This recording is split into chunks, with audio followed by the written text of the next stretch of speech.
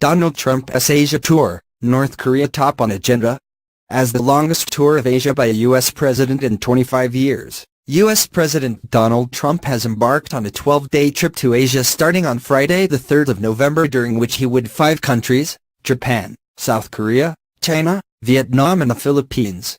In his shuttle diplomatic voyage, President Trump is expected to show a united front with South Korea and Japan, while pressing China to take a stronger line with Pyongyang. Donald Trump has kicked off his 12-day tour of the Asia-Pacific region in Japan. Trump will then visit South Korea and China before traveling south to Vietnam and the Philippines. Ahead of a trip to Asia starting from Japan, Trump urged Saudi Arabia to choose Wall Street as a venue for the initial public offerings (IPO) of shares of oil giant Aramco in 2018. He tweeted from Hawaii, "Would very much appreciate Saudi Arabia doing their IPO of Aramco with the New York Stock Exchange. Important to the United States." The Aramco IPO is expected to be the largest in history, raising around $100 billion in much-needed revenue for the Saudi kingdom. Saudi Arabia has posted $200 billion in deficits in the past 3 fiscal years due to the slump in global oil prices. Aramco, which controls Saudi Arabia's massive energy assets, plans to list nearly 5% of its shares in the stock market. Plans are to list the offering in the second half of 2018 on the Saudi stock market as well as an international exchange, with markets in New York and London vying for the offering. The trip comes at a time of heightened tensions with North Korea over its nuclear program and missile tests. Trump flew first to the U.S. state of Hawaii, where he visited the USS Arizona Memorial at Pearl Harbor, the scene of the 1941 Japanese attack that drew the USA into World War II. He also took part in a briefing at the U.S. Pacific Command. On the 5th of November, arrives in Japan.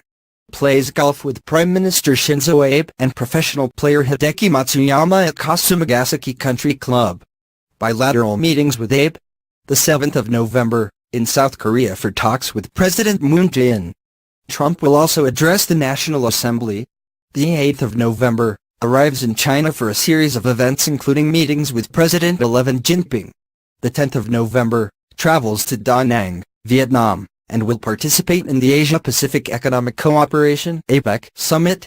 The 11th of November, travels to Hanoi, Vietnam, for talks with President Tran Dai Quang and other Vietnamese leaders.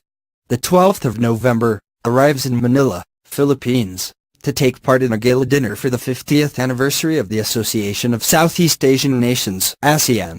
The 13th of November, will attend the ASEAN Summit in Manila and hold talks with President Rodrigo Duterte.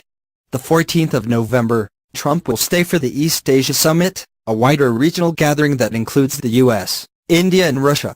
Japan, first stop for Trump's Asia-Pacific tour. The first 2 stopovers are Washington's key allies in Northeast Asia, Japan and South Korea. They have both been rattled by a wildcard president who threatened to upend a global order the U.S. had underpinned for decades. In Vietnam, Trump will attend the Asia-Pacific Economic Cooperation Summit in Da Nang, apparently the key item of his tour, and make a state visit to Hanoi. His final engagement was scheduled to be a summit of Southeast Asian nations in the Philippine capital, Manila, on the 13th of November, but the trip has now been extended by an extra day so he can attend the East Asia Summit. The last time a U.S. president made such a marathon trip to Asia was when George H.W. Bush visited the region in late 1991 and early 1992. Before Air Force One takes off for a Hawaii visit on Friday, the key challenges facing Trump on an odyssey that started in Japan on Sunday before stops in South Korea, China, Vietnam and the Philippines. From Hawaii, he and First Lady Melania Trump headed to Japan and then on move to South Korea. Donald Trump's tour of Asia offers plenty to keep the U.S. president cheerful, from lavish state banquets to honor guard pomp and even a chummy round of golf with Japanese Prime Minister Shinzo Abe. Upon arrival in Japan, Trump resumed his characteristic aggressive rhetoric targeting his foes like North Korea, Iran and Pakistan, warning them of destruction, saying that they are on a suicide mission.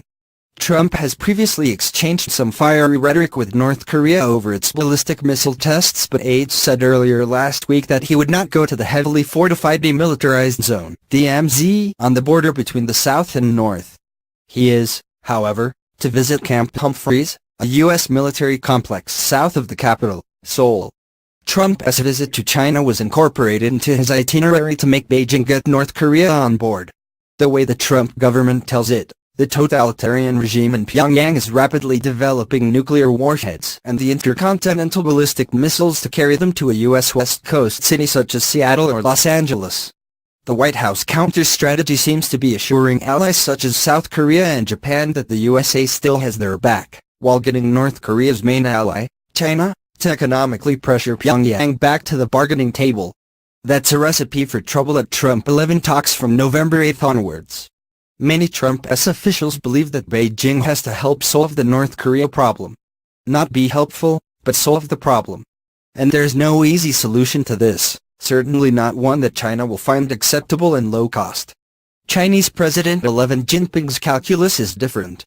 Beijing-Pyongyang relations have troughed, but a collapse of the hermit nation could send refugees spilling northwards and land American troops on China's doorstep. That's where the fun stops.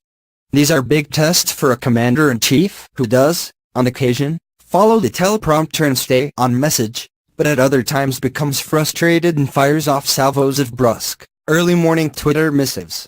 It also represents a grueling 12-day slog of speech-making, summits, and tricky sit-downs on a range of trade disputes, and the intractable policy headache of North Korea's nuclear arms program. While Trump has skimped North Korea in his maiden trip to the region of Asia-Pacific, the trip is indeed focused on that country as he wants to deny nuclearization of that nation. He wants to make a united front among the regional powers including China against North Korea.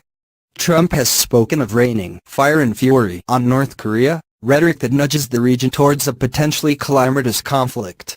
He may well tone that down a notch when addressing the National Assembly in Seoul on November 8. He may also be wise to offer some goodies. The U.S. pullout from TPP came as China was rolling out its multi-billion-dollar Belt and Road Infrastructure Development Plan across Asia and beyond. According to Ford, the expected Asia policy must provide a new economic vision, post-TPP. Simply renegotiating a bilateral trade with South Korea, and vaunting new ones with Japan and Vietnam, is not enough. Fake news. Fictitious threat perception concerning their security by the government makes both USA and Israel strong militarily. USA and Israel always fix their imagined foes trying to target and destroy them, though it remains a fact both cannot be destroyed because of their anti-missile shielding WMD. Thus any country seeking nuclear energy and WMD to defend their nations and populations from possible enemy attacks is viewed as being the cause of destructive trouble for the superpower of USA and Israel. Of course that is only a known gimmick to threaten and bully the weak nations seeking WMD. Thus Iran and North Korea are seen as their enemies, because USA says they are developing nukes to destroy only USA and Israel. Former U.S. President Barack Obama tried to rebalance the U.S. defense and economic policy to counter China's rise, including with the 12-nation Trans-Pacific Partnership (TPP) trade deal that excluded Beijing. Trump scrapped TPP almost as soon as he entered the White House in January. Amy Seawright, a former Pentagon official, told Al Jazeera the lack of any replacement with a proactive trade policy or economic agenda has left Washington's Asian partners feeling anxious. Trump the property magnate is expected to unveil a new framework at the Asia-Pacific Economic Cooperation (APEC) Summit in Da Nang, Vietnam, on November 10. White House officials talk of plans for a free and open Indo-Pacific region.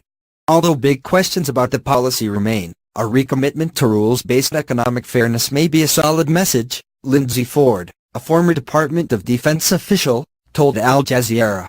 It's important for people to hear that America first does not mean Asia last. That American prosperity can go hand in hand with Asian prosperity, said Ford, an analyst at the Asia Society Policy Institute, a think tank. Trump's biggest challenge could be the one thing he cannot seem to change, himself. He is prone to undiplomatic language that plays badly with buttoned-down Asian officials. Previously on Twitter, he accused South Korea of trying to appease its northern neighbor, and criticized Xi for not doing enough to rein in Pyongyang. The trip is longer and tougher than his first foreign venture to the Middle East in May.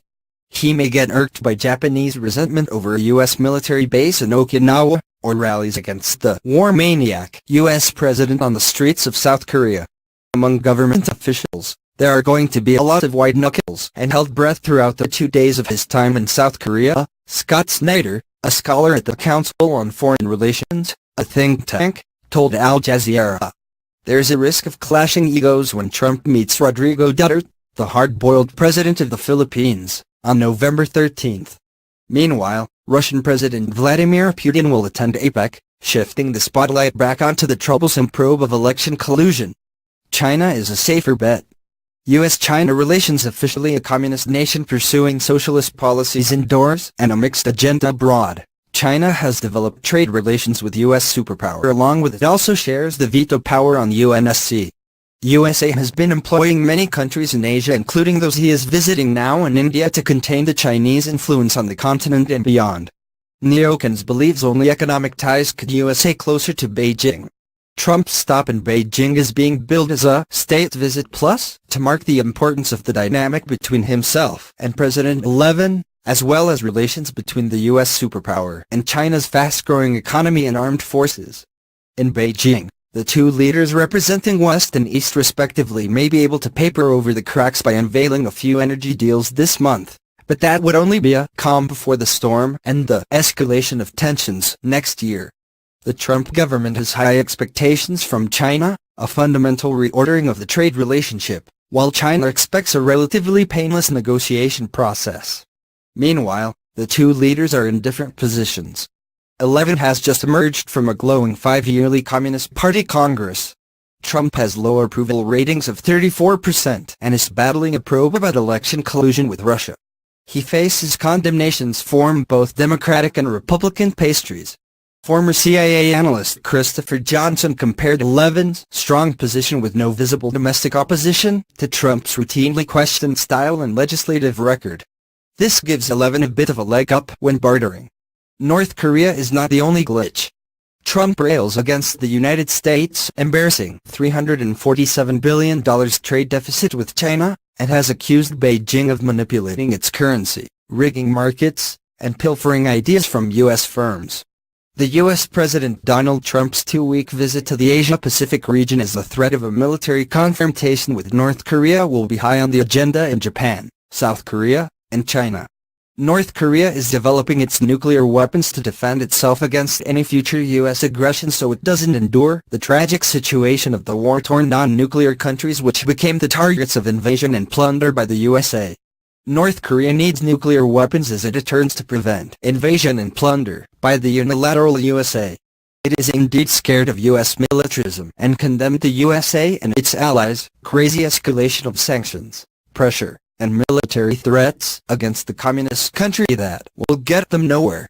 The nuclear force of the DPRK has become a strong deterrent for firmly protecting peace and security of the Korean Peninsula and the rest of Northeast Asia, and credibly guaranteeing the sovereignty and the rights to existence and development of the Korean nation, using the acronym for the country's official name, Democratic People's Republic of Korea. The Uriminzo Kiri commentary denounced the military build-up near North Korea. It is ridiculous for the U.S. to try to browbeat the DPRK through such muscle flexing as deploying nuclear aircraft carriers and submarines near the Korean Peninsula and its vicinity and flying nuclear-capable strategic bombers on it, it said. The USA has said it will never accept a nuclear-armed North Korea, and Trump has threatened to totally destroy the country. In response, Kim Jong-un's leadership said it may conduct an atmospheric nuclear weapons test. North Korea dared USA to make the first military move. In advance of Trump's visit, 3 American aircraft carrier strike groups have been deployed to the region, a move military analysts have described as unusual. Stratfor, a U.S.-based intelligence analysis company, noted in a report that the U.S. Air Force also will send a dozen F-35A stealth fighter jets to a base in Japan in early November. The gathering is a rare occurrence. The last time 3 U.S. aircraft carrier strike groups convened for a combined exercise was in 2007, and will give the United States a powerful force within striking distance of North Korea, Stratfor said. Taken together, these developments suggest that the United States is preparing for a confrontation. But that doesn't necessarily mean that Washington is gearing up to start a war with Pyongyang, a report concluded. Michael T. Clare, a professor of peace and world security studies at Hampshire College in the U.S., wrote, "There can be only 2 plausible explanations for this extraordinary naval buildup: to provide Trump with the sort of military extravaganza he seems to enjoy, and or to prepare for a preemptive military strike on North Korea. Tensions remain sky-high after North Korea's sixth and most powerful underground nuclear test in September, and a flurry of ballistic missile tests in recent months. Will there be a war on the Korean peninsula? Absolutely, there is no chance for a direct U.S. war with North Korea, a close ally of China and Russia, another veto member. Russia and China would reject any U.S. proposal in UN for a war with NK. USA would not dare attack North Korea on its own or under the NATO banner, since Russia and China might as well enter the war, making it a beginning of an official WW3. There could be possible triggers for war with North Korea that need to be carefully watched. The first possible trigger is a declaration of war by North Korea, especially since the USA has made clear it has not declared war. This won't happen because Russia and China would not support it. The idea that countries would formally declare war against each other before commencing hostilities is a relic of the early 20th century. Although remnants of the practice remain, it was largely outdated by the Second World War, as the military advantages of surprise, as the Japanese attack on Pearl Harbor and the Nazi attack on Soviet Russia, made clear. The second possible trigger is the North Korea threat of a possible detonation of a nuclear device in the atmosphere over the Pacific. Although the aesthetics of such an act would shock the world, as humanity has not seen a nuclear airburst since that done by China in 1980, this would not be the beginning of hostilities.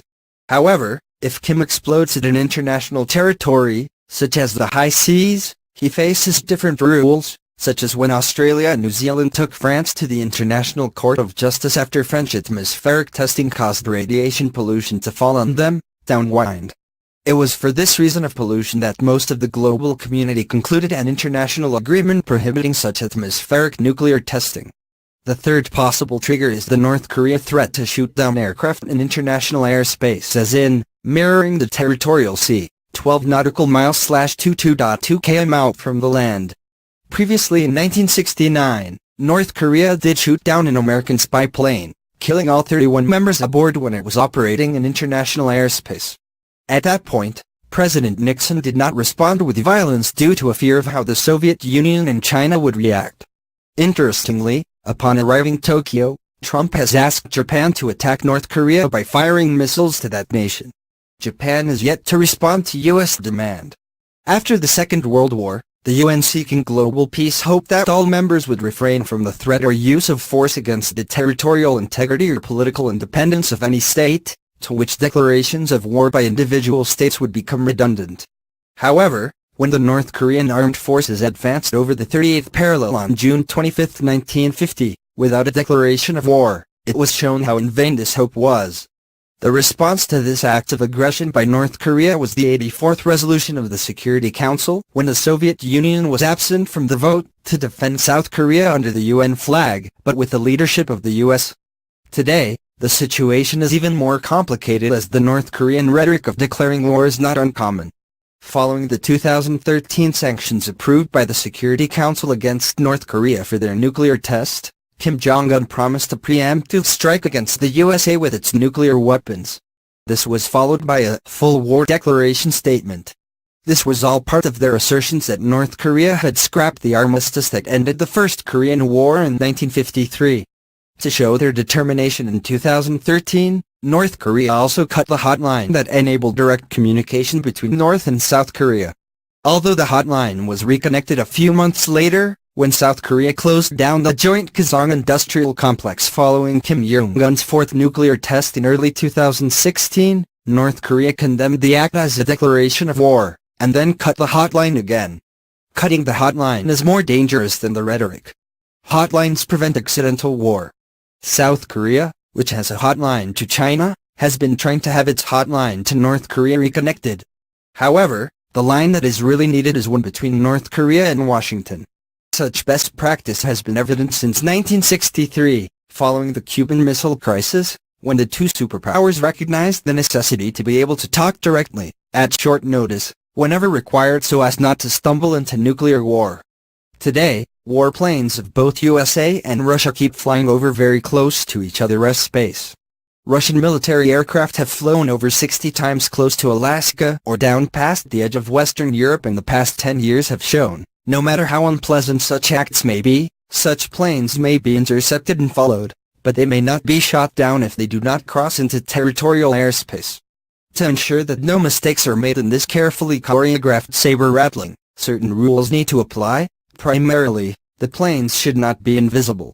If Kim decides to take down one of the American planes flying in international airspace, as his grandfather Kim Il-sung did in earlier times, he would be gambling against the odds that President Trump will not respond with violence.